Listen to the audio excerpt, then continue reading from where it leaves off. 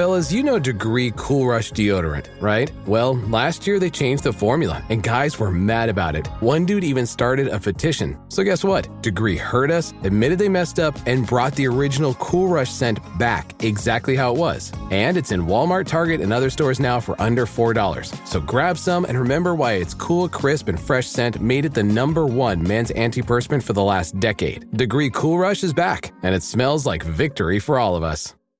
The last thing you want to hear when you need your auto insurance most is a robot with countless irrelevant menu options. Which is why with USAA Auto Insurance, you'll get great service that is easy and reliable, all at the touch of a button. Get a quote today. Restrictions apply.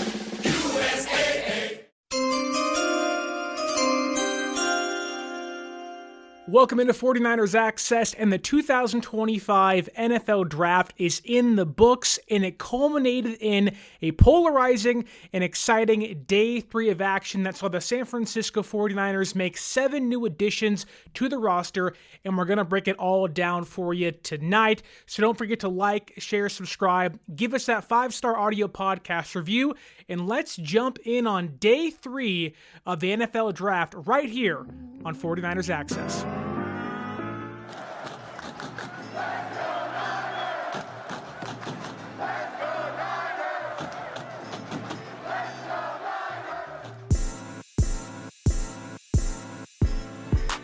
Folks, the NFL Draft is over, and it was one for the memory because a lot of good, some bad, a lot of question marks are had. Didn't mean to rhyme there, so I apologize for that.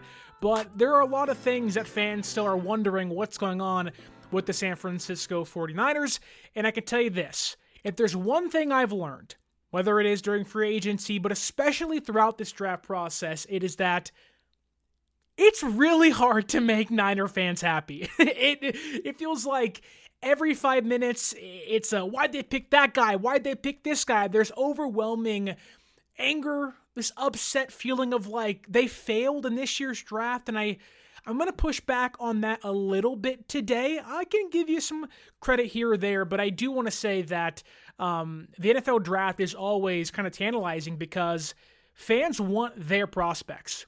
Selfishly, I want my favorite team, the San Francisco 49ers, to pick players that I liked when I scouted. That's what most fans do. That's a fine thing to do. I get it. I understand it. And when you see those players dropping off the board or San Francisco standing idly by, not making trades, or simply just not taking them, it angers us. It makes us angry. It gives us reason to think that San Francisco didn't do a good job. And to a certain extent, I can see the case for that stance, but let's not forget, whether it's day 1, day 2, day 3, a UDFA, none of these guys are finished products. What you saw in college may not be what you see at the NFL level. What you see in training camp may not what you see at or during the regular season. So stay patient, stick with me here. And one thing I want to address is the San Francisco 49ers not drafting an offensive lineman early in this year's draft. Because if there is one sticking point, if there is more than simply just, why didn't you take the prospect I liked, the consensus argument against San Francisco in this year's draft was, for the third year in a row, you didn't address the offensive line. Now, last year, it was Dominic Puni, but fans weren't happy about that. This year, they didn't take one till round 7, so fans are irate. They're questioning who's playing left guard. Jake Brandel's back at center. What's going on? And I think there is a part of me that wants to be in that group, wants to be in that category, especially when you discuss some of the reaches they may have made, especially in the 3rd and 4th round this year. When you dive into exactly what John Lynch had to say about the offensive line and why they didn't address it earlier on, I have the quote right in front of me. And it's only part of it, but it's the real, in-depth, this is why they didn't take it. And it's kind of a load of crap. And I'm going to push back on it to begin today's show because the quote from John Lynch when asked, why did you not draft an offensive lineman until the 7th round? He said this, there were a number of times we were interested in adding and it just didn't come our way. And you got to stay true to where you have guys graded, not just take guys to take them, but take guys you're interested in at that point. and it never really aligned. John, I love you. I think this draft class is an overwhelming success based on the talent you got and where you got it. Don't lie to the people. This is a crock of crap. It's an outright lie. You took players, Nicholas Martin, who, of the group you had, the 11th draft picks that you made, was probably the biggest reach at pick 75.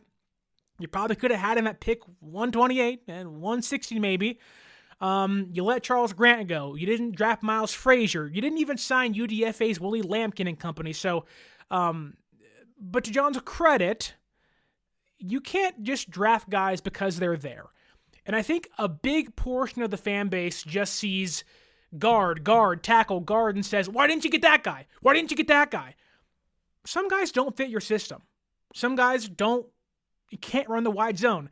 And the biggest example of this to me is guard Tyler Booker. He goes to the Cowboys, one pick after San Francisco. Tyler Booker's a guard. You'd think the theory was, he's a guard, get him. Tyler Booker does not fit the wide zone scheme. He's a gap guard. No team running the Shanahan-style offense was going to pick Tyler Booker. The Cowboys could, the Ravens could, not the Dolphins, not the Rams, not the Vikings, not the Browns, not the San Francisco 49ers. So to give John credit, although I think he's full of it here, some guards don't fit your scheme. And I'm hoping by the end of this podcast, you'll see Connor Colby, a guy they did pick in round 7, may actually fit their scheme better than, say, a Tyler Booker, who went all the way in round number 1. Want to say what's up to Mr. Dragonfruit on YouTube. He says hello. Fluffy Ninja says bang, bang. That's right, brother. And you have one question here for me to start things off on the show. You say, why didn't we pick up, I'm assuming, Shedeur Sanders, if we're going to pick up a quarterback?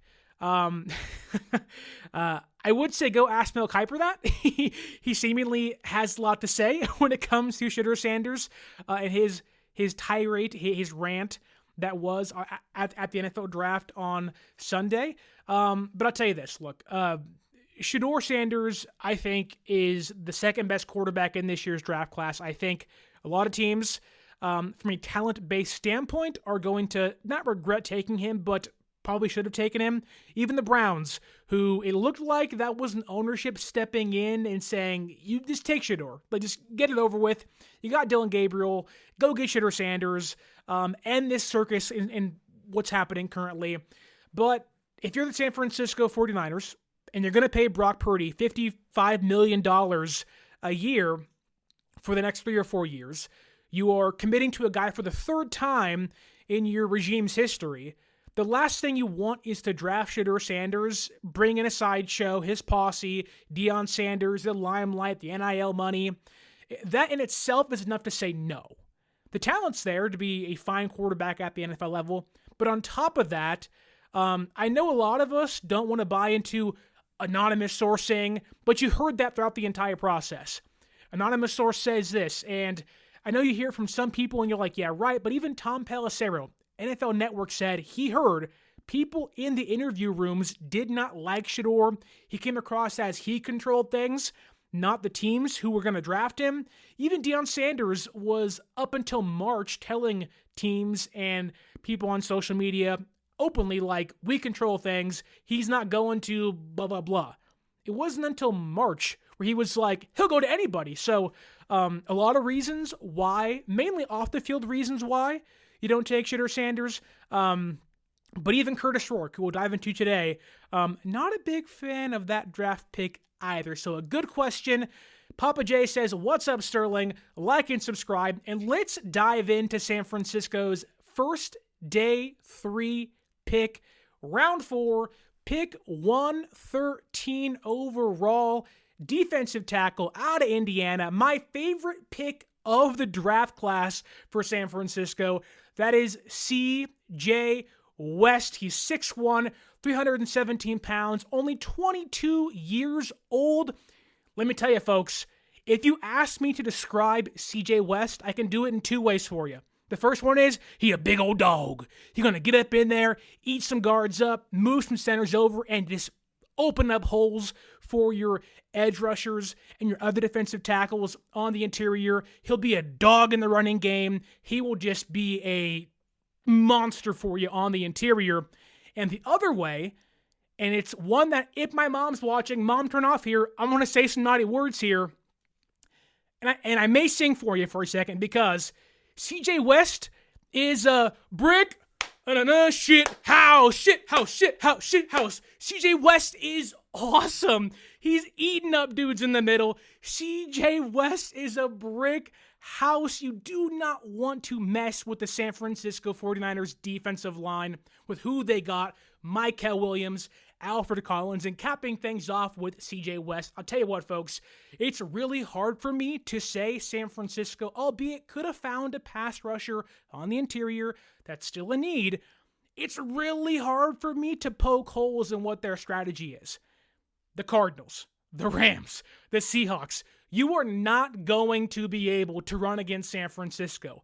There's going to be a stone wall. Shout out Stonewall Jackson. You're not getting through it. It's a brick house. It's a brick wall. You're going to see Kyron Williams and James Conner and Kenneth Walker III.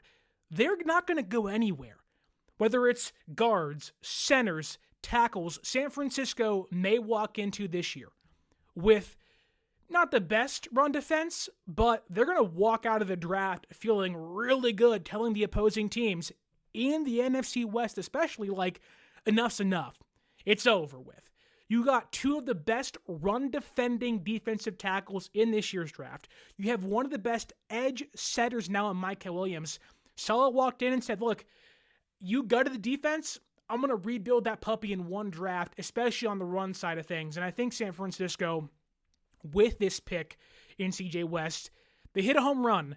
A lot of you wanted DJ Jones in free agency. I wanted DJ Jones in free agency. And you know when you're driving past the McDonald's when you're 8 years old saying, Mom, can we get McDonald's? I want chicken nugget. And your mom says, you got DJ Jones at home? This is your DJ Jones at home if you are San Francisco. He jumps off the tape. He's a bona fide nose tackle. He's relentless on the interior as a worker. He's a bowling ball style nose tackle. Again, the pro comp is a clear 1-for-1 DJ Jones. He's awesome. He holds the line. He is unmovable on the interior. And he'll take on double teams. He'll absorb both blockers, and he can still split those up and get back into the backfield and still make some tackles. Again, he is just a tremendous talent. I am so happy he's in San Francisco because he is incredible. And I know a lot of the complaints, and I think my biggest complaint of this draft class was you didn't get Vernon Broughton. You didn't get Joshua Farmer. You didn't get Aeneas Peebles on day 3 or later on day 3. A lot of guys who I think could really help you as a pass rusher. They didn't do that. I do think there is some pass rushing upside with C.J. West. He has shorter arms. It's not going to help him, but I do think he has some movement there. He's so powerful where, I always tell you this, the fastest way to the quarterback is through the center. C.J. West and Alfred Collins can get through to the center. They'll bully dudes up the middle. And I know the Seahawks aren't their biggest threat. They had a great draft throw. But the Rams, the Seahawks, the Cardinals, San Francisco's defensive line is so powerful, you're going to see dudes getting shoved back. Centers, guards, on a down-to-down basis. And of course, then you have Nick Bosa. There is some depth concerns there on the defensive line, but overall, this is an awesome pick, an awesome player. He'll stack and shed. He's probably the best run defender in this class next to Alfred Collins. And San Francisco got both those guys. I have a great stat for you here. It's a perfect kind of amalgamation as to why C.J. West and Alfred Collins were picked by San Francisco. A lot of you out there wanted Darius Alexander. I wanted him too. A lot of you out there had your defensive tackle pick. And I'm going to tell you why San Francisco picked Alfred Collins and especially C.J. West early on day 3. Last year, San Francisco used 7+ box defenders on 76% of running plays. That was the 7th highest percentage of 7+ defenders in the box. And San Francisco ran the 5th highest number of percentage of plays with 8 defenders in the box. San Francisco was loading the box all the time, almost 3/4 of the time, with run defenders on running plays in the box. Despite that, 29th in EPA per rush, 29th in explosive run rate, 31st in rushing touchdown rate, 24th in negative runs forced, 24th in yards before contact. They were getting pushed around on the interior every single week. It was a massive reason as to why they lost. You talk about a defense that was constantly finding themselves in 3rd and 4, 3rd and 3, 2nd and 2. The Niners now are almost telling opposing teams, good luck getting to 3rd and 5. Good luck getting to 3rd and 4. San Francisco is putting a brick wall, a stone wall up, saying, we want to force you into more 3rd and longs. How do you do that? You stop the run.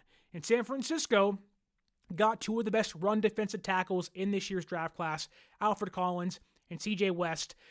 If you want one word, not a sentence, not a phrase, one word to describe Alfred Collins and C.J. West, what both those two picks mean, go back to the old Wendy's ad where she says, where's the beef? San Francisco found the beef now on the defensive line. They added over 645 pounds, almost 650 pounds to the interior of the defensive line, not even counting the 265 Micah Williams weighs. So the Niners just bulked up, beefed up, and added so much power on the interior.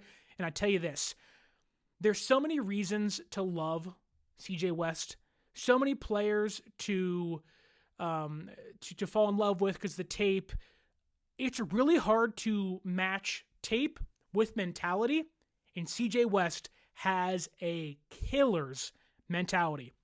I'm going to read you two quotes here.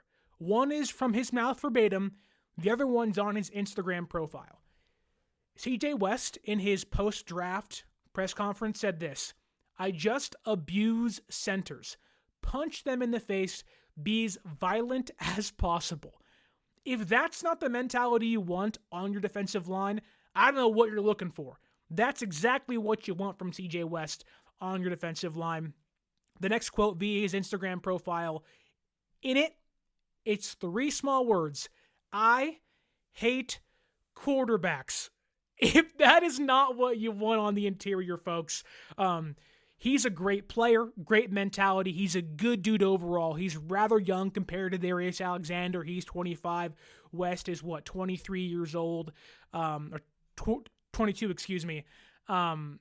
But he's just a great player, great mentality. He wants to eat dudes up. And I tell you this, for all the hate we give Jake Brendel, I feel so bad for him because every practice he has to face C.J. West and Alfred Collins. Now, sometimes iron sharpens iron, and maybe he'll get better.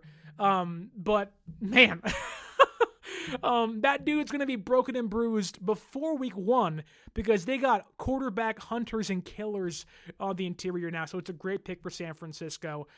Love this pick. It's a home run for them.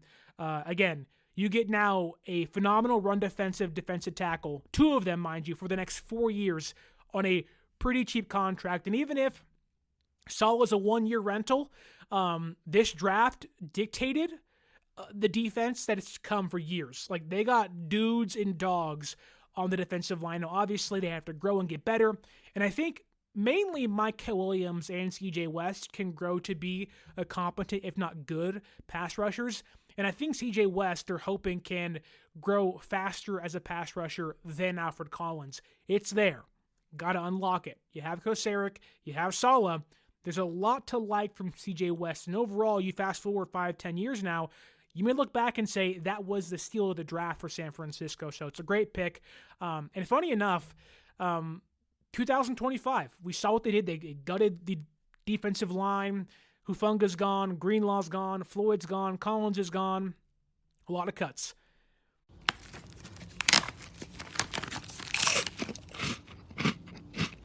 Uh-oh. The last cookie. You can get a new box of cookies in as fast as an hour with Walmart Express Delivery. Are you my guilty self-conscience? No, I'm the voice offering you promo code EXPRESS for free delivery on your first order. Hey, who ate my cookies? You mean, these cookies? Order now. Welcome to your Walmart. Promotion valid for first express delivery order. $50 minimum subject to availability. Restrictions apply.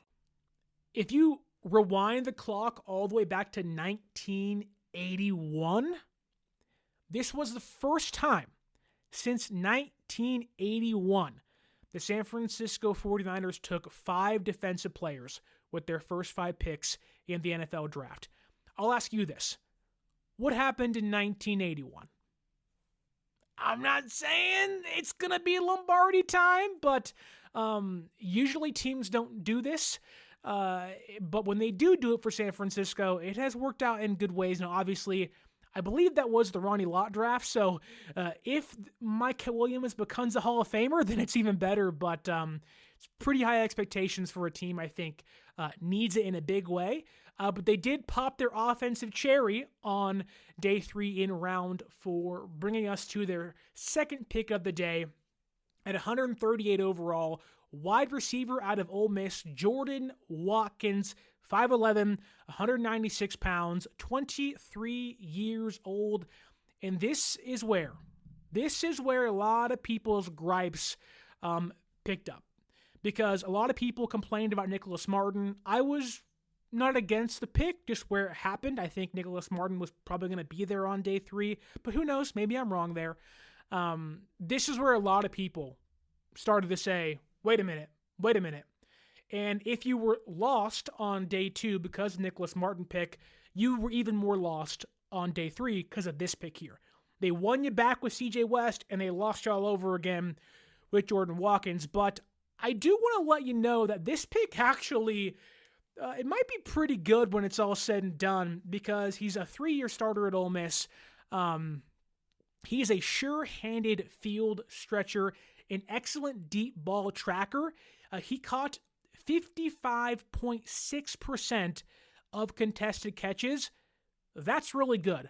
The idea that those are 50-50 balls are incorrect. It's more about 30-70, 20-80. The receiver usually doesn't win those. He caught over 50% of them last year at Ole Miss. And to kind of give you some perspective, Colston Loveland, who got picked right in front of Mike Williams, number 10 overall, Chicago Bears tight end out of Michigan, only a 35% contested catch rate. So I get it, different positions, different offenses, but there's a 20% gap difference in Jordan Watkins' favor as a contested catch receiver over a top 10 overall pick in this past year's draft. So that's a big sign to me. You like that. He'll get downfield for you. He has 4.3 speed. He can play in the slot. He can play outside. And he mainly moved outside when Trey Harris got hurt last year for Ole Miss. So when guys get hurt, he stepped up. He's really good against press coverage. He has footwork to avoid those jams. One of the big complaints last year against Ricky Pearsall was he can't beat press coverage. Jordan Watkins can beat press coverage. I think he's an underrated route runner. I think he has a relatively expansive route tree. There are some times instead of cutting into his routes, he'll roll into them, kind of be a little sloppy. So there is some things to crisp up and tighten up, but overall underrated. He's not going to be Ladd McConkey, not going to be Ayuk, not going to be Pearsall, but there is some things to like from him as a route runner. He also is a high IQ player. He knows when to stay down in zone, sit in the soft bubbles in zone coverage, and like every Shanahan wide receiver, you got to be able to eat over the middle of the football field. Jordan Watkins is very comfortable over the middle as a wide receiver. He's pretty explosive. And I think, one of the bigger complaints here with Jordan Watkins is 4th rounder, 6th round kind of consensus conversation with him. Could you have gotten him? I think one of the bigger conversations you have to have here is that Jalen Royals goes a couple picks in front of him. You have A.O. Manor from Stanford goes to Tennessee, a couple picks in front of him too. So receivers are starting to come off the board. Isaiah Bond has the off-the-field stuff, and San Francisco loves to draft a speedy guy, usually on day 2, day 3. I think that San Francisco saw, hey, like we can dictate the board, or we can let the NFL do it to us. And in this case, I think the NFL around them, the 31 other teams, they dictated what San Francisco did here. Now, it may not pay off, but I do think San Francisco said, hey, guys are flying off the board. We got to get our guy or he's going to be gone. Now, I think this is kind of unlike the Nicholas Martin pick where you can almost guarantee that was a reach. They got overzealous. They wanted their guy. It was Saleh saying, I want that guy, get him right now. In this case, this was, okay, Saleh, again, the first 5 picks, Shanahan's like, I got to get my guys or they're going to be gone. It wasn't a panic move, but it was, okay, there's receivers off the board going quickly here. Let's get our guy before he's gone. He'll also give you some versatility on special teams, 7.9 yards as a punt returner. He had 36 punt returns over the last couple of years for 292 yards, even 1 touchdown, so he can work his way into a role somewhere his first season as a San Francisco 49er. There is some bad, though. It's not a perfect pick. I'm not saying it's perfect. The 4.3 speed he has isn't always consistent. He has burst. He has speed. But sometimes there are some plays where you're like, okay, you have it. Where is it? I think getting a more consistent motor from him is a big want for San Francisco. And trust me, Kyle is one of those people where if you don't have it, you ain't going to play. There is a place for Jordan Watkins' name in a doghouse year 1. I can certainly see it happening. They'll have the big training camp, tank top on that has the monitor on it, and it'll be in the pads too, and they'll see how hard you're working out there. And I think you may hear some time of why isn't Jordan Watkins playing, and that'll come up. I don't think it's an effort thing. I just think there are times where you want a little more from him using his speed. He isn't the best blocker, but he's willing to block. He's not the best one. He needs some help. There's a willingness to grow as a player, just not the execution just yet. The other kind of worry about this pick is that Kyle Shanahan loves to draft speedy wide receivers on day 2, on day 3, mainly in round 3, and stash them for a year. Danny Gray was a big one. And then Cowing last year, who I think can find a way on the team and on the field this year. Hopefully he's got the blocking down because he kind of should play. He's a good gadget player for them. But the hope is that he's not going to be Danny Gray. And I think with Danny Gray, he just didn't have it between the years. The effort wasn't there. It was like, I'm just a go ball guy, and that's not what you're supposed to be. I think Jordan Watkins, having the route tree, having the ability, sometimes you're going to swing and miss, and San Francisco has swung plenty of times, but I do think Jordan Watkins is more like, say, Ricky Pearsall compared to a Danny Gray. Now, him and Pearsall are different, but there are some similar traits, and really San Francisco hasn't had a deep threat probably since, Marquise Goodwin? Like a true, legit deep threat. And so you're hoping San Francisco can have that field stretcher, guy that can get downfield, take the top up, open things for Pearsall, Ayuk, Jennings, Demarcus Robinson, George Kittle, obviously. And I think that's the big question. What is the role for Jordan Watkins in year 1? Because he has some punt return flexibility. Ayuk's going to be out probably until November. Demarcus Robinson may get suspended for 3 games. Who knows what will happen there. So there is going to be a chance where, you're talking about Pearsall, Jennings, Cowing, maybe Tariq Owens is involved somewhere, but Jordan Watkins can find his way onto the field for legit playing time in year 1. But I think training camp is going to be so big for him because he's a 4th-round pick, almost the exact same place where Cowing was picked. So you're on similar ground with him. I think Jordan Watkins can jump Cowing on the roster in depth chart in year 1. I think he's a better player than Cowing. He's bigger than Cowing. I think his play translates to the NFL more than Cowing's does. Different players, different traits, but I think Jordan Watkins can walk into his rookie season with Ayuk being hurt and Robinson being suspended, maybe as a legit rotational piece or a 3rd receiver. But again, it all depends on the effort. Is the speed always there for him? But I like this pick a lot for them. Is it a reach? Maybe. If you go to his RAS score, which it can be flawed sometimes, but the comparable players were Kurtis Samuel. And Kurtis Samuel was a darn good player for a long time with the Commanders, at the time the Redskins, and with the Panthers and with the Bills. So that's a pretty good player to get, especially on day 3. I think there's a good fit there for San Francisco. Again, 5'11", almost 200 pounds. His size, his play, the way he plays fits. He's a deep ball guy. He'll go up and get it. He's nifty. He's swift. And a pretty good and underrated route runner. So I like the pick. Was it a reach? Maybe, but I can justify it more than Nicholas Martin's draft selection at pick 75. But I do like the pick overall. Kawachipto says this here on the YouTube chat: Watkins will be the backup X wide receiver. He's the exact same size as Brandon Ayuk minus the arm length. Yeah, I mean, look, I think what Ayuk does for you is so centered on the middle of the football field, the deep crossers and stuff. And I think you're right in a way that Watkins can do a lot of those same things. Ayuk being a first-round talent for a reason, Watkins being a fourth-rounder for a reason. But I do think there's a lot to like. There's 4.3 speed. There is things Ayuk doesn't possess that Watkins does. But again, it's the motor. Is it going to be there continually? If it is, this is a good pick for San Francisco. And I think when you get into a really deep conversation of, do they want to trade Brandon Ayuk next offseason? Juwan Jennings' contract is up next offseason. Do you start to kind of talk about Jordan Watkins being a legit piece of the future if all of it clicks for him, maybe in 2026, maybe as early as this season?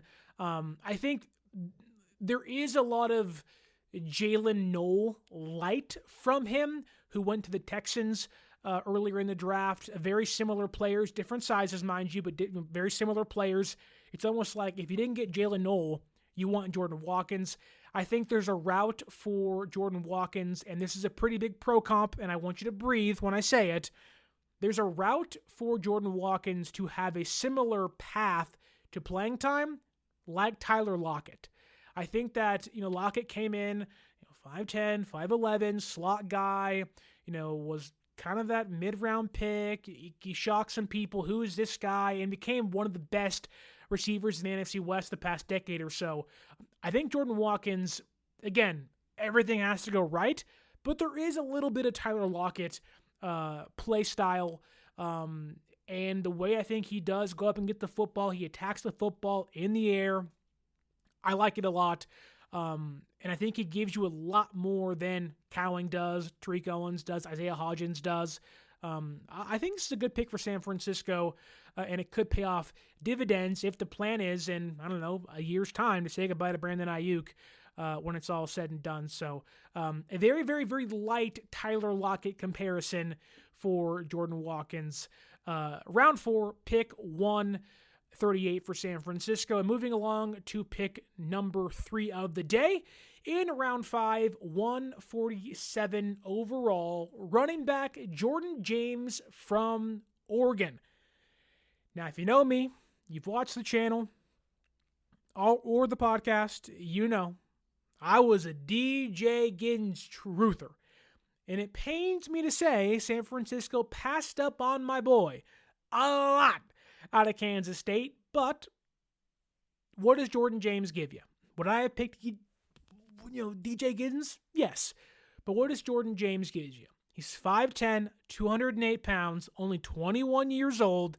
He's a sturdy back that wants to punish people at the line of scrimmage. 36.5% of his carries were first downs or touchdowns. He's a high-effort player. He doesn't want to go down. He's not a quick guy. He doesn't have home run speed. He's a 4.5 40 time, but he's got power. Very balanced player through contact, after contact. He's a no-nonsense type of guy. He wants to lower his head.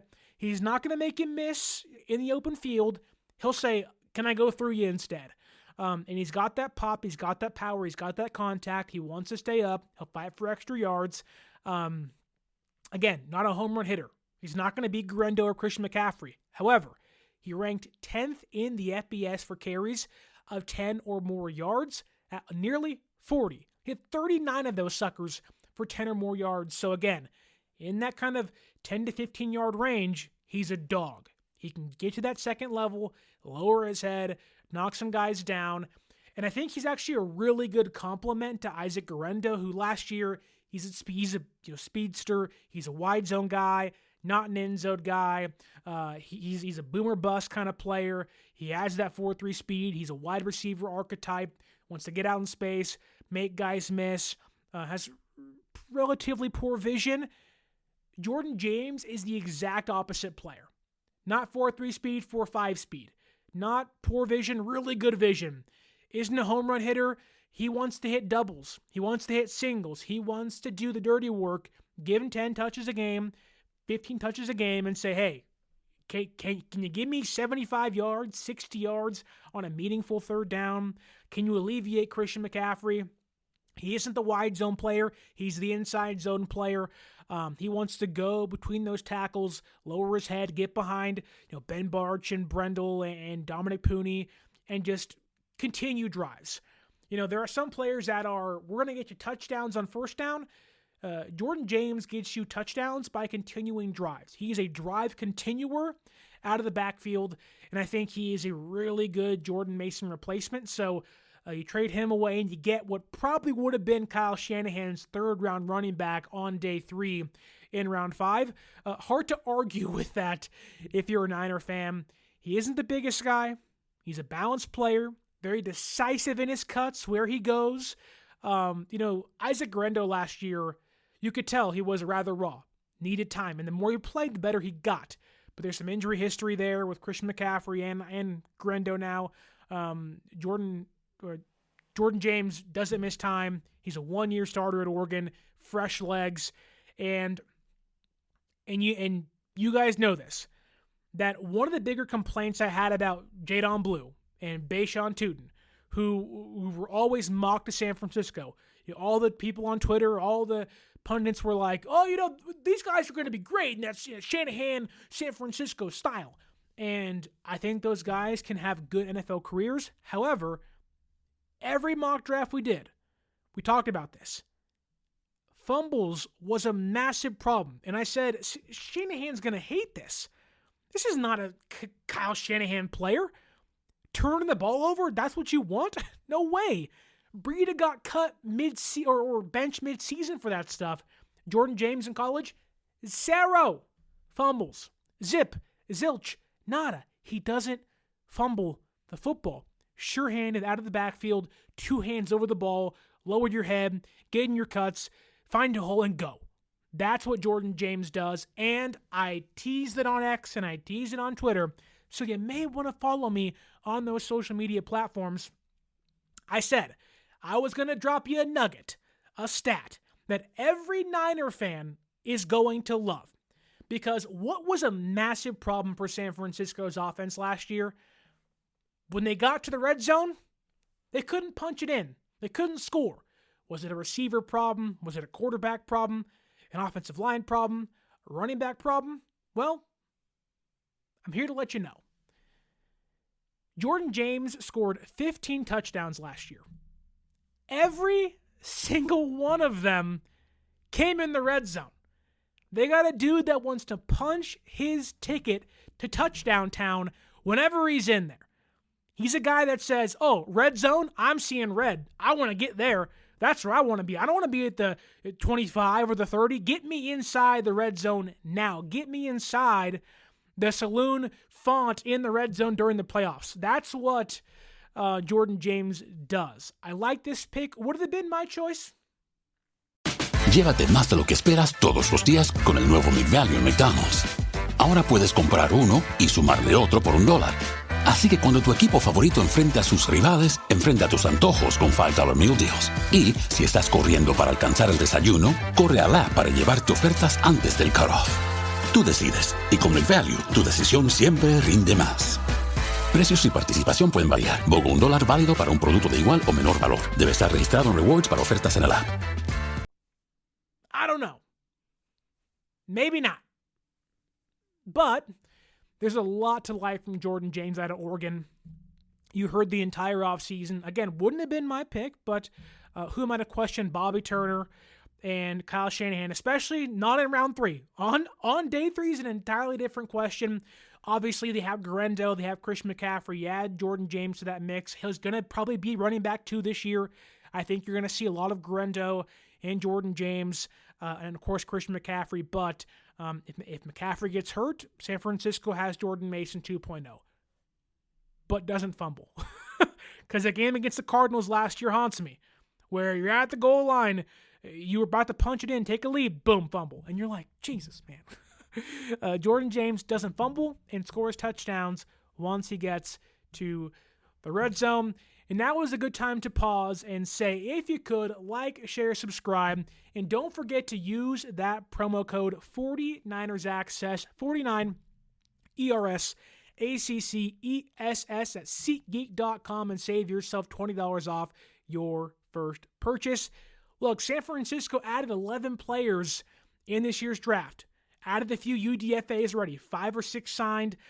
Corey Kiner out of Cincinnati, running back, could be a great pick. Probably should have been drafted. If you want to see any of those guys play this year, get your tickets at SeatGeek.com and use that promo code and see your 2025 San Francisco 49ers draft class live and in person at Levi Stadium or on the road too. You want to travel? Be part of the faithful? Use that promo code and save yourself $20 off your first purchase. Papa J coming in hot, saying Trent Taylor better than Jordan Watkins. All right, Papa J, I may have to ask you to unsubscribe after that crap. Don't do that here. Trent is a vibes player only. Jordan Watkins can actually play in 2025, hopefully. But let's move on to, again, one of the polarizing picks for San Francisco, but makes more sense knowing now what we know with Malik Mustafa. So we didn't know about Malik Mustafa's re-injuring of the ACL until after the draft. We're riding high, 11 picks, like that guy. Didn't love that guy too much, but I love this guy. Then it's like every time you feel good, it's like Negan takes a baseball bat to your head like Glenn, or freaking Abby's out there just beating the crap out of Joel at that golf club, and you're like, my God, what the heck, man? Like, I hate being here when you have players getting hurt all the time, and Malik Mustafa, he re-injured the ACL, didn't tear it. That's a good thing. His mother has been very vocal on social media saying he's stronger than ever. He was jumping and sprinting, so there's some good stuff there. I think probably a little bit after the season opener, but I don't think it'll be mid-season as the reports are indicating, especially if you take what his mother and even Mustafa has said openly of like mid-season's crazy. So with that said, it does make the Marquise Sigel draft pick a little more digestible for some of us out there. Out of Kansas State, safety / nickelback, round 5, 160th overall. He's 5'11", 200 pounds, 22 years old, and I'll tell you this too. There's a reason why San Francisco and a lot of people loved Kansas State's defense this past year, and the offense too. There's a reason why I fell in love with DJ Giddens and Jacob Parrish. They had guys that wanted to fight on offense and defense. I loved Jacob Parrish, their cornerback. Smaller guy, but wanted to compete. He wanted to get crazy. He was a good dude. He wanted to get his hands dirty. He wanted to fight. He wanted to be a pesky, smaller guy that said, look, I may be David, but I will fight Goliaths 24/7 if it means I can play for this team.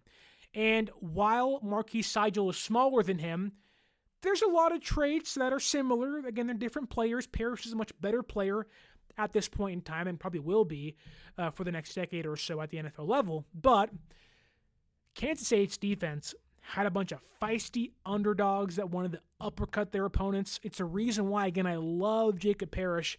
And I'm sure it's a similar reason as to why San Francisco really wanted to draft Marquise Sigel. I think you now have two guys that give you that solid mold as a defensive back. You first had Upton Stout on day 2. You get Seigel on day 3. Both those guys are feisty, smaller, tinier dudes that are underrated. No one's talking about them. They're saying, look, you're going to know my name by the end of the night. You may beat me, but you're going to respect me at the end of the day. And I think, the Niners have been wanting, and fans have been wanting, that roaming, hovering free safety at the top ever since Jimmy Ward left. And I think Seigel, although really needs to improve in coverage, I think he can be that. There is speed there. I think he has the ability to, play a single high safety, cover Mustafa when he's back healthy, cover Jaya Brown, Jason Pinnock, and give San Francisco a little more trust behind the defense, playing deep. But there are times he's late to cover. He'll leave throwing windows open, so there has to be some growth there. And I think that, he has the top-end speed to improve the area of his game. He'll cover ground quickly, so there may be a gap there, but he'll close on it pretty quickly in what I call route squeeze, which is coined by TFG Marcus Whitman, who does a great job out there for his own YouTube channel, That Franchise Guy. He calls it route squeeze. And I think Marquis Seigel can route squeeze pretty well with the speed he has. He comes downhill with the purpose. He's a good, strong tackler. EJ Speed, I think is his name, from the Bootleg Football podcast. He called him an agent of chaos at the line of scrimmage. So you can tell there are traits Saleh checks off. Seigel has those as a DB.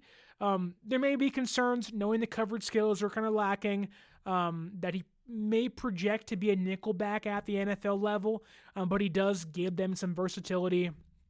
I think a lot of it is San Francisco really doesn't want Lenoir having to slide inside. I think they really want to have Trey Brown be that fourth cornerback, but currently he's that third guy, so Green's probably going to go inside. And I think that they want to get Lenoir out there on the boundary more so than ever. So you're seeing them draft 2 guys that can play nickel, and even Stout can also play safety for you too. So there's somewhat of an interchangeable kind of player right there for you. And I think, while Seigel may project to be more of that nickelback with Mustafa's injury and them having Richie Grant and Pinnock and Jair Brown, and even Cyril Neal, I think there is a path for him to play early. But I don't think Seigel can be a day one safety. I don't think he should be. I think have him be a special teamer, have him be a nickelback safety hybrid. He'll be your fifth, be your fifth safety on your roster. He can be your sixth cornerback if you need to in a pinch. I think that's where his value is currently. But 0 coverage penalties. He's not grabby at all. He's not going to get you called for holding or DPI. He ain't that player. And does help. He was a team captain. So he's a good guy to have in the locker room. He'll give you his all. And again, fits that Saleh-like mold. So you're seeing San Francisco wanting to get back to the basics. They're starting to get a lot of guys in there where you have, again, their first 5 picks are defense, and you add a few more later with a player like Marquis Seigel, where 6 of your first, 8 players are on defense. I think it's a good pick for them. And I really think Saleh, while you can debate, is he a day one impact? I think Saleh did a darn good job with this draft overall on his side of the football. You can certainly pick apart Kyle Shanahan's picks, but I think outside of the Nicholas Martin pick, who I think could be a good player, just was rich for his selection, I think they did a pretty good job. And I think Marquis Seigel as your 5th safety, 4th safety, maybe there's a place where Mustafa's on the PUP list to begin the year, and it's, Brown, and it's Pinnock, and it's Grant, and Odom. Seigel slides in there, can be a player for you. So I like him a lot.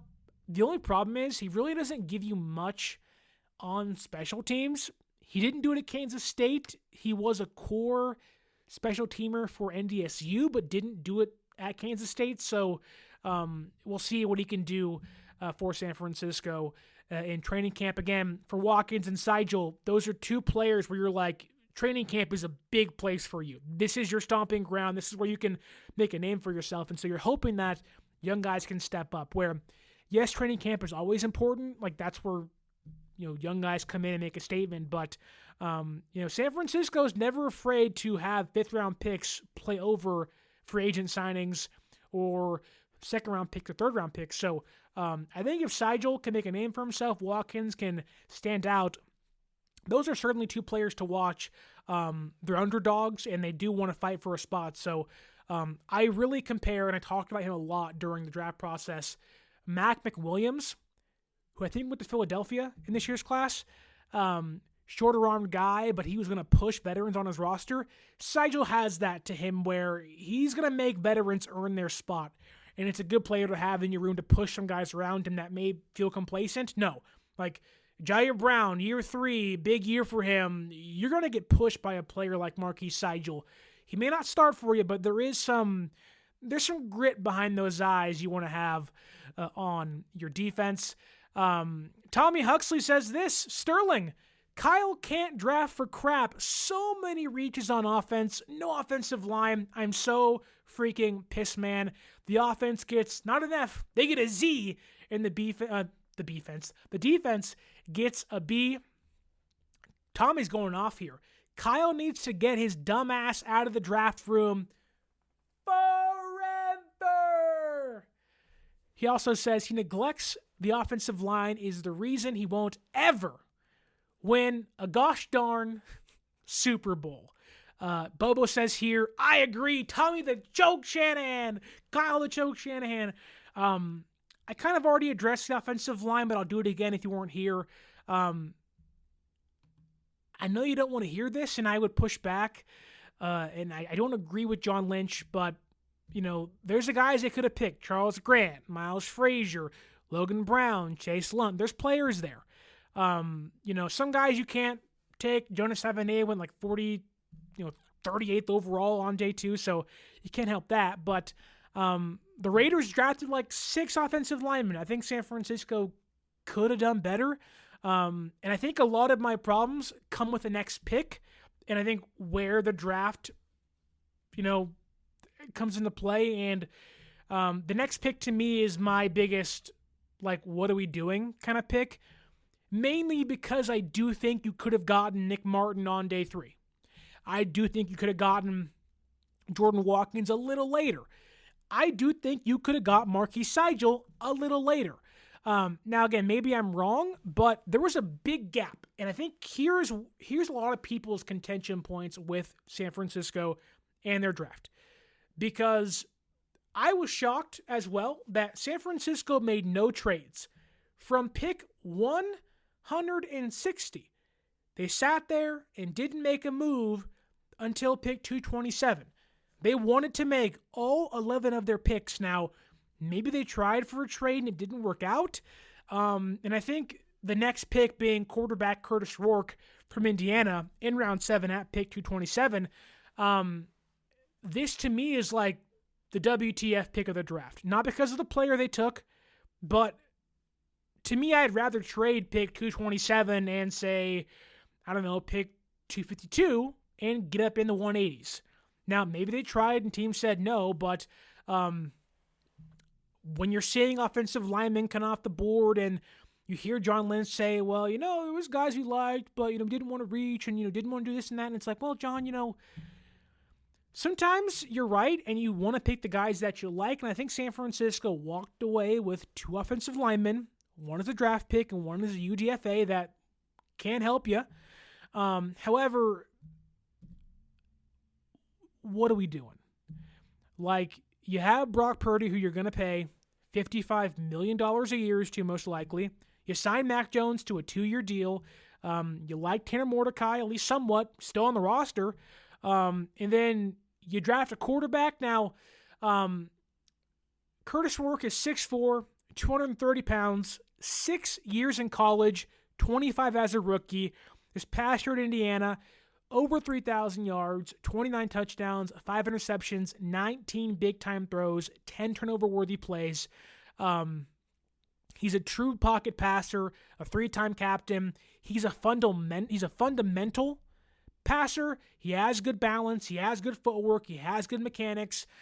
He's worked on play action before. He's poised in the pocket. The arm strength isn't great, but it's there. It's good enough. He's a good deep ball passer.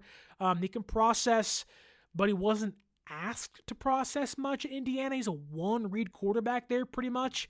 So you can kind of go and talk about, well, that really is Kyle Shanahan's guy. Do what I tell you and don't do anything else. Be just the Kyle Shanahan, puppet in the quarterback room. That kind of is Kurtis Rourke. He is one of the best touch passers in the class. So again, there's a lot to like. He has really good, ball placement. And so again, there's so much to like from him. But he also has the injury history. 2020, hurt his shoulder. 2022, tore his ACL in his right knee. 2024, injured his thumb. Also, tore his ACL in his right knee again. Now, he played on it this past year, and that proves he's got that dog. He'll play through injuries, and he actually led Indiana to the playoffs with the injury. So, there is, again, a lot to like from Kurtis Rourke. However, with Bobo and Tommy Huxley and many, many Niners people discussing, the offensive line. Why didn't you address it? John Lynch kind of pushing back, saying, well, certain guys we didn't like, didn't want to reach, and others. And I get that, but at the same time, so you don't draft the tackle. Who's your swing tackle? I don't know. Who's your guard situation? Barch and Hennessy and Burford and Pooney and Zakel? Okay, like that. You love Pooney, but left guard's a big question. And I'm not one that thought, first round, second round, but third round, get a tackle. Fourth round, get a tackle. Okay, fifth round, get a tackle. Okay, sixth round, get a tackle. Trade up and get a tackle. But they didn't do that. And instead, they picked a quarterback that has serious injury history, 2 torn ACLs to the exact same knee, and you already knew as fans, as a team walking into this year, that you would have thought if you're going to invest $200+ million probably into Brock Purdy for the next 4 years, that you may want to keep him upright. You may want to keep the guy who has, torn his UCL, who had a shoulder injury, who's broke a rib, who is a dog and will fight through those things, but a smaller guy, you don't last very long if you're getting beaten and broken up. No quarterback does. It's the Josh Allens that are the outliers there.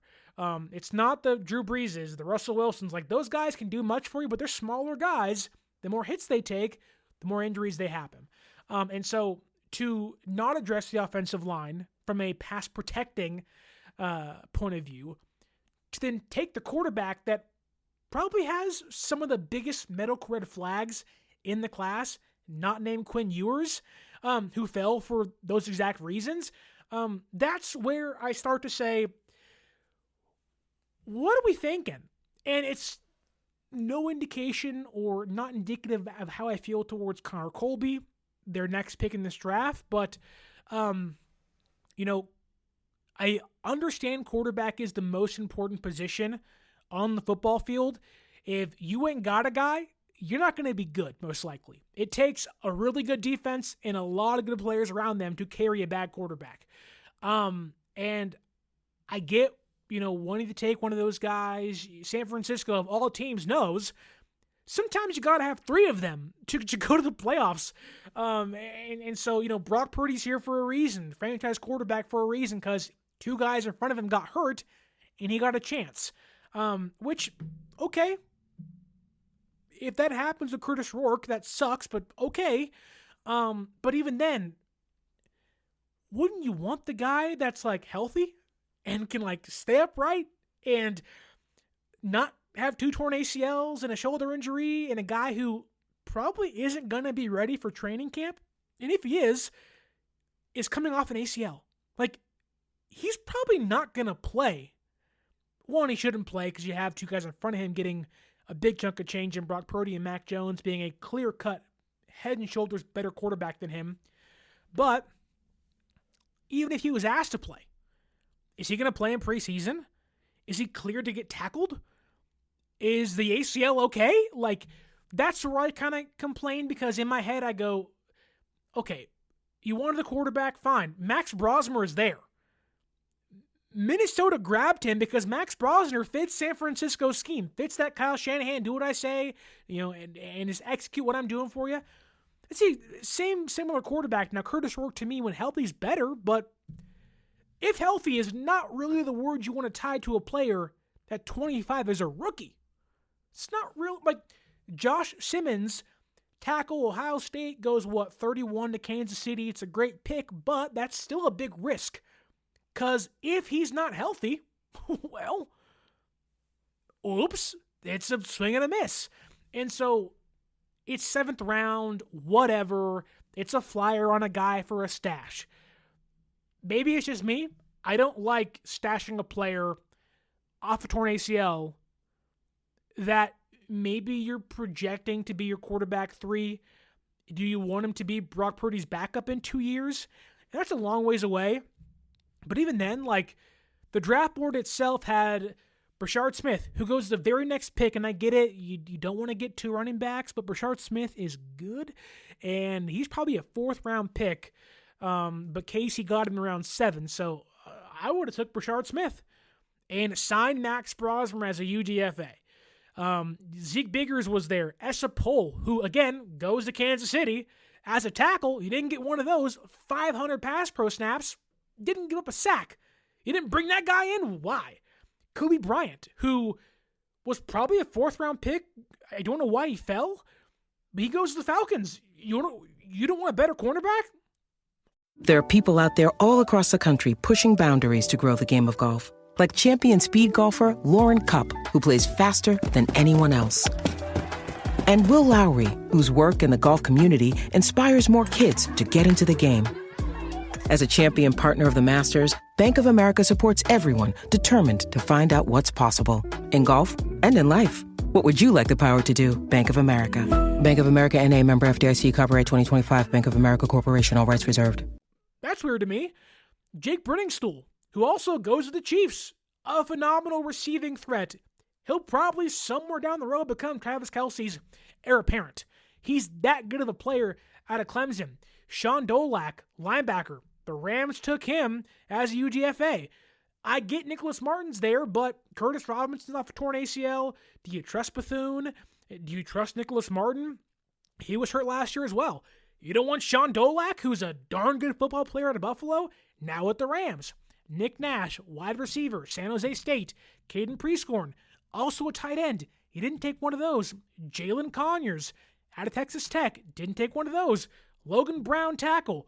Willie Lampkin, a guard, goes to the Rams. Didn't take one of those guys. Jared Ivey, who somehow went undrafted, could have been an interior pass rusher for you out of SMU. Seattle gets him as a UDFA. What's going on? Jaw Joyner. San Francisco, for all the great things they did. Alfred Collins, Micah Williams, C.J. West, Jordan Watkins, Jordan James. This is the one pick where I'm like, ooh, this is where you really lost me. Jaw Joyner, Kyman Rucker. You didn't want an edge rusher that can actually rush the passer at a more consistent rate? You didn't want David Walker? You didn't want, again, some guys that were probably day 3 picks, maybe late day 2 picks that didn't get drafted? You didn't want to take them on round 7? Like, there were offensive linemen still there. And they just said, we're good. And I get it. Some guys don't fit your scheme. Willie Lampkin goes to the Rams. He don't fit your scheme? Logan Brown, Kansas tackle. He don't fit your scheme. Now there were some red flags there. He got dismissed from the previous college, but still, the point still stands. There were some players on the board that weren't a quarterback coming off a torn ACL that isn't even mobile in his own right. So I again, like, it's a Shanahan quarterback. Do as I say. I'll open things up for you. Just play point guard. And that can play at the NFL level. Sometimes you got to have quarterback 3, and I understand that. But Tanner Mordecai's fine. You could sign a veteran somewhere. You could have had 2 offensive linemen. Could have had that tight end. Whereas now you're walking into next year with Kittle, who you obviously love, on, in a contract year, going to get a big one probably. You have Luke Farrell, your blocking tight end. then it's Jake Tonjes and Mason Pline, and oh my God, Oklahoma kid, tight end, whatever. The guy that got called for a penalty in the Super Bowl. Like, didn't want to improve that room? Do you trust Matt Hennessy? Nick's account? What are we doing? So to put to rest the Kurtis Rourke conversation, if you're going to complain and otherwise bitch about the offense, this is the one pick that I get you doing to that. This is the one pick that he's going to not play. He's probably going to be a practice squad arm for a year. They're going to stash him. He'll be quarterback 3 next year. You know, he will be what Tanner Mordecai was this past season, where you have Purdy and Dobbs and you have Brandon Allen. Then Mordecai comes into this year. He's quarterback 3. Rourke goes to his spot in the practice squad. Like, you can make it all make sense. I just didn't like it. That's what it was. I just didn't like it. This is my show, so I'm going to stand by that. Now is probably a good time to let you know, if you use that link down below in the description, you can get yourself a can of goat fuel, and maybe you can feel unlike myself right now and feel like the goat himself, Jerry Rice. I was covering the draft day 1, day 2 live on 95.7 The Game. If you were there, I really appreciate it, and I was up till about 2 a.m. recording and doing shows just for you on the YouTube, on the audio podcast, and you want to know how I got through it. Was it drugs? No. Was it sex? No. It was goat fuel leading the charge for me. And I'm telling you what, it is one of the best energy drinks on the market. So click that link down below. Go out and thrive and get yourself a can of goat fuel. As Papa J says here, goats were not harmed during production. Maybe they squeezed a little bit out of Jerry Rice here or there, but then you're getting a little too graphic. But I don't know how the process is, but PETA is not going to come after us. However, I do want to come after San Francisco for that darn Kurtis Rourke pick, because what are we doing? It's good value, but I just don't like it. All right.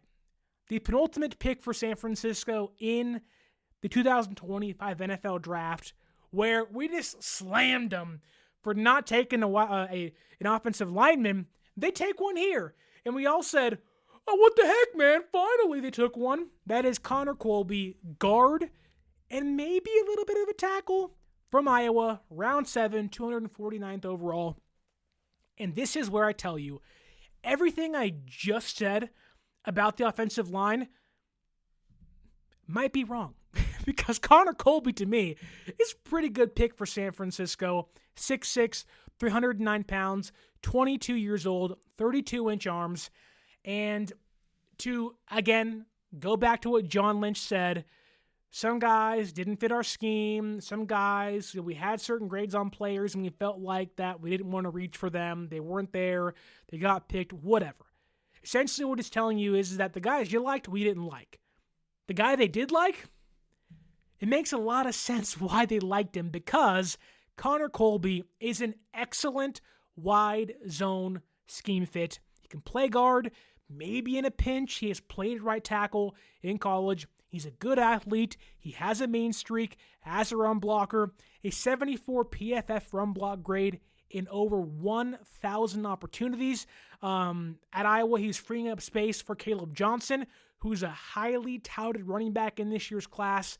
And I'm going to give you a stat here, because this is where you start to kind of buy into the idea of, okay, I can see what San Francisco's thinking here. I can see why they waited so long to take the offensive lineman. Now, to be abundantly clear, San Francisco, the way that I viewed this draft class, and I'm sure San Francisco did the same, the tackle class was really thin. A lot of guys that are tackles are probably NFL guards. And a lot of the guards that were there weren't really great, weren't scheme fits. Like, again, Tyler Booker doesn't make sense. Donovan Jackson went early from Ohio State. So there is some give and take with it. And it was an overwhelmingly pretty poor offensive lineman class. There were some top guys, Josh Simmons, Kelvin Banks. But even then, Kelvin Banks, was he agile laterally? There was a lot more questions in players this year from round 1 all the way to round 7. And I think this is exactly why they landed on Connor Colby out of Iowa in round 7. Iowa ran the football 58 times behind Connor Colby last year. That was the third most on their offensive line. When they ran behind Connor Colby last year as their right guard, they had almost 400 yards, 6.8 yards per carry, 3 touchdowns, and 16 rushing first downs. If you add in runs between the center and the guard, not directly behind Connor Colby himself, Iowa totaled 850 yards, 6.9 yards per carry, 9 touchdowns, and 37 rushing first downs. Connor Colby also ranks inside Pro Football Focus's top 10 zone run blockers in 2025 class at number 8 with the 77.3 run blocking grade. He also has a clean bill of health. He also doesn't get called for penalties. Over 420 run blocking snaps, not flagged a single time. The big question is, he can go out there and be a dog as a run blocker. The pass blocking, is some holes there. The pad level's a problem. He's 6'6", so you want to get him a little lower, sink those hips, get his pads low. The hand striking isn't great. You want to be more accurate there, popping dudes in the chest and in the arms, and how do you defend the quarterback and whatnot. But he's a good finisher. He has started 50 out of 54 collegiate games. But here's more of the question when you talk about his pass blocking. You have to know not just to read the stats, not just to say, the pad level isn't great. Like, that's all true. That's like tape stuff, because you may see stats and go, he's not too bad. Wow, okay, you may knock him for certain things in pass protection, but Iowa, they don't pass the ball. Ever. They had 305 passing attempts this past year. That's not including true pass sets. That's just total. 305 passing attempts that Connor Colby was on the field for in 2024. That is just 40% of their offense. For Big 12 offenses, that ranks dead last. So, is it he can't do it? Is it they just didn't really do it? So, like Jordan Watkins, like Marquise Seigel, training camp, OTAs, preseason, Connor Colby could be a surprise for San Francisco. I think they realize he's already a good run blocker, and if you're Kyle Shanahan, you don't really have to be great in pass pro to play, especially at guard. John Feliciano was competent as a pass protector. Mike Person was competent as a pass protector. Spencer Burford was competent as a pass protector. Those guys played and started Super Bowls, playoff games for San Francisco because they were good run blockers. So, again, you'd rather have a good pass blocking guard, but I do think that, San Francisco may like Connor Colby for the exact reasons I already laid out. I do think because of the pass protection problems, he's going to stick at guard. He has played left guard. He has played right guard. So you're either seeing Pooney's backup or you're seeing a left guard of the future for San Francisco. And one of the big questions I've had is, can he play day one? And that kind of brings in the question of, what is the rotation at offensive line? Obviously, you have Trent. It seems like Ben Barch is the guy at left guard, barring his health, which is a big question mark no one's talking about. You have Jake Brendel. You have Dominic Pooney. And you have Colt McKivitz. Do you then have Connor Colby become your right guard, right tackle, and have that be the case because you want to keep him on the right side?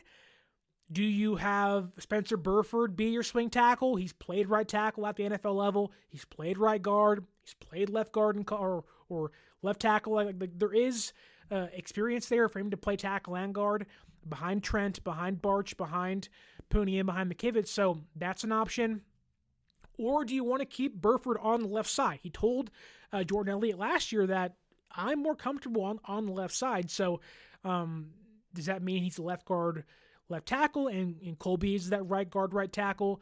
Does Pooney become this like, hey, if things get crazy, Colby goes to right guard and you go to right tackle?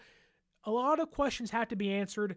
They have, I think, 89 of their 90 roster spots filled, so maybe they make an acquisition, but there's a lot of questions.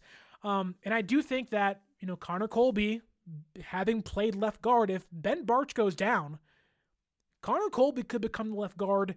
Matt Hennessy's in there involved too, but who's the backup center? Is it Drake Nugent, Nick Zakelj? A lot of questions there. I do think it's more likely that if somebody gets hurt, which I know people have problems with how San Francisco does things on the offensive line, so do I.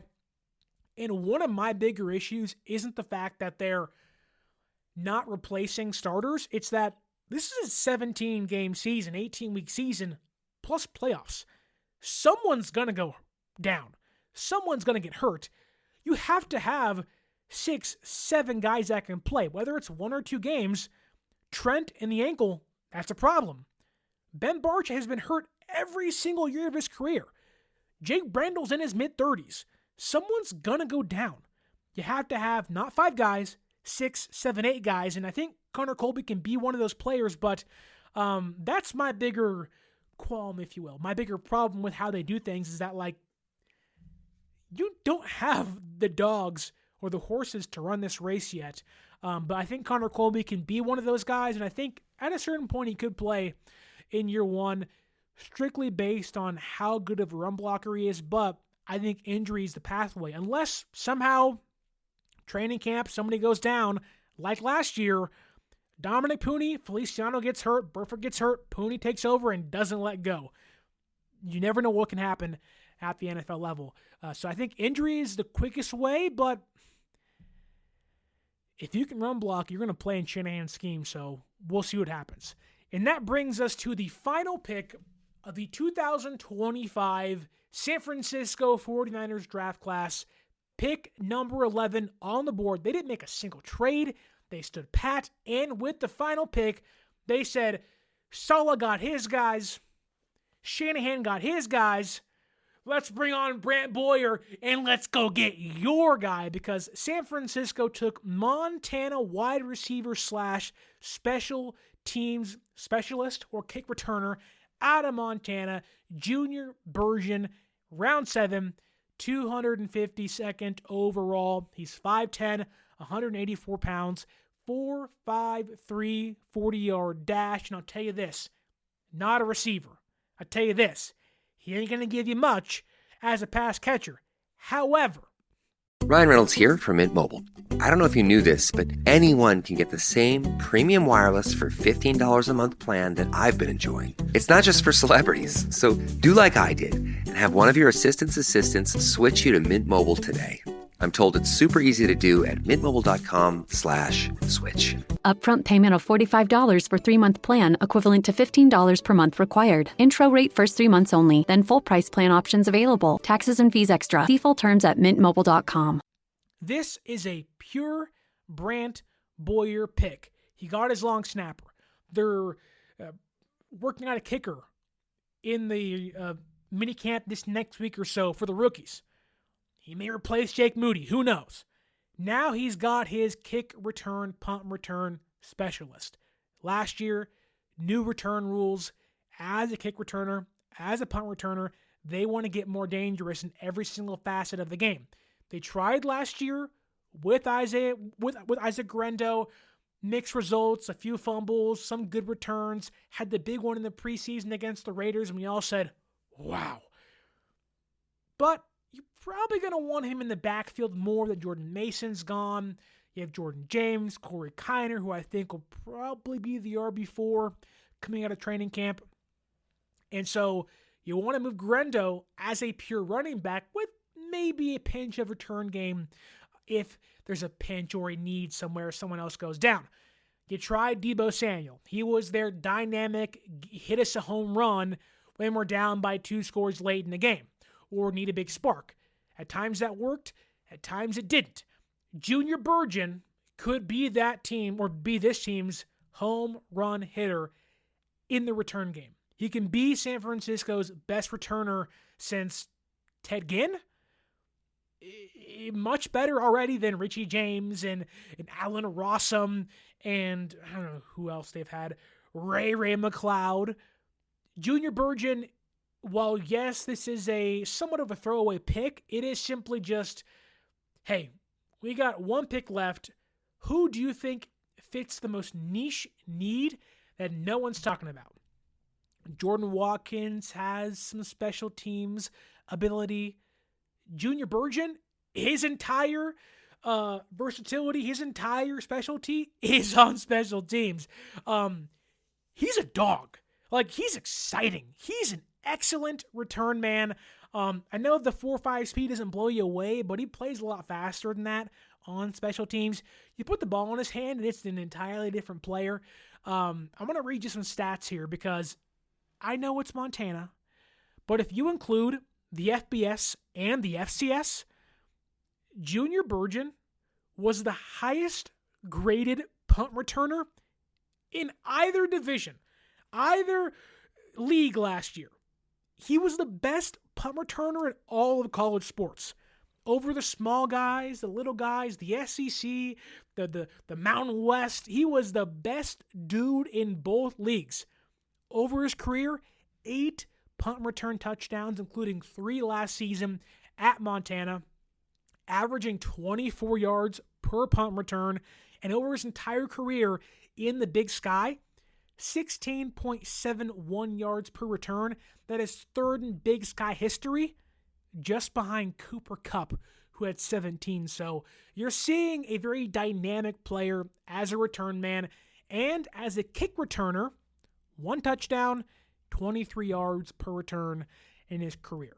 And with that, I tell you that Jacob Cowing, watch out. Because last year, and I know people don't want to hear me say that, and I get it, you have injuries, you have maybe a suspension coming up, so Cowing's job is probably safe, but Cowing served primarily as this team's punt returner. And if someone takes that job away from you, and you aren't getting on the field, and you're an undersized, small guy that maybe can do certain things but aren't impactful, that's when you get cut. And I don't want to see it happen, but Junior Burgeon could walk into camp and be like, I'm this team's best punt returner, I'm this team's best kick returner, and it starts to move some guys you and I like on the bubble, and we all say, watch out. Now, again, you have to prove that in training camp and in preseason, but Junior Burgeon may surprise some people. He's a dog as a return man, and again, teams want to find home run hitters late on day 3, and again, he's a very specific player. He's not going to give you really anything as a wide receiver, but as a return man, he's a darn good player. 9 return touchdowns at the collegiate level, 8 of those as a punt returner. So San Francisco needs that. Over time, we've seen, the playoffs, Kyle Williams and McLeod and Darrell Luter Jr., there have been some punt return mishaps in bigger games and playoff time, and maybe Junior Burgeon can buck that trend. And for a team that loaded up on defense, and the free agents they signed were pretty much all lower-level, floor-raising defensive players, but primarily really good on special teams, Junior Burgeon felt like Brant Boyer's like icing on the cake for his first offseason in San Francisco. So watch out for him. Don't just think, last pick in the draft, 11th pick they had. Don't sleep. Junior Burgeon could be a player for San Francisco on special teams in 2025. And if, again, Robinson gets popped and Ayuk gets, the injury is still a problem for him into November, Junior Burgeon could make this team outright as your 5th or 6th receiver and be a returner for you this year. So you want that day 1 impact player. Junior Burgeon may be that for San Francisco in some way. So watch out for him. And go ahead and tell me down below. We've covered day 1, day 2, and day 3. What do you think of San Francisco's 2025 NFL draft class? From round 1, Micah Williams, pick number 12 overall in the draft, number 11 overall in the draft, should probably get that right, all the way to Junior Burgeon in round 7. What'd you think of it down below? My draft grades are going to be coming out during the week, and I'm also going to give you a deep dive into the undrafted free agents San Francisco picked up, so stay tuned for that. A ton of draft content coming your way still. Just because it's over doesn't mean it's over, so I hope you can like, share, subscribe, leave that 5-star audio podcasting review. Follow us on social media at 49ers_access is the X or Twitter. 49ers.access is the Instagram. Go ahead and use that promo code 49ERSAccess, 49ERSACCESS at SeatGeek.com and save yourself $20 off your first purchase. And you can milk that goat down below in the comment section and get yourself some goat fuel with the link in the description. I want to thank Papa J, Cowboy Chipto, Eric Wallace, Travis Couch, Joseph Ernberg, so many more of you, Bobo's in the comments, Tommy Huxley, so many more of you in here. Stay tuned for more draft content coming your way. And I think to play out, I might as well sing my C.J. West song again. He's a brick. Shit house. Folks, have a great night. Hope you enjoyed the draft and drop your draft grades down below. Can't wait to talk to you again. And as always, until next time, my name is Sterling Bennett, and stay faithful.